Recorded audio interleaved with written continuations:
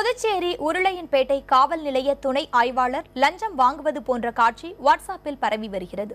நள்ளிரவில் உருளையன்பேட்டை காவல் நிலைய துணை ஆய்வாளர் 10,000 ரூபாய் லஞ்சம் வாங்குவது போன்று அந்த வீடியோவில் பதிவாகியுள்ளது. காவல் நிலையத்திற்கு வரும் ஒருவர் துணை ஆய்வாளர் ஆறுமுகத்திடம் 30,000 ரூபாய் பணம் கொடுப்பதும், பின்னர் அவர் கேட்க அந்த நபர் மீண்டும் 10,000 ரூபாய் கொடுப்பதும் அந்த காட்சியில் உள்ளது. வழக்கு ஒன்றில் சமரசம் செய்து வைப்பதற்காக நெல்லித்தோப்பை சேர்ந்த செந்தில் என்பவர் பணம் கொடுத்ததாக கூறப்படுகிறது.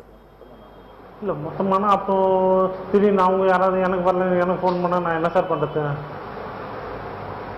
இல்லை சார் அப்படின்னு நான் சொல்கிறேன்.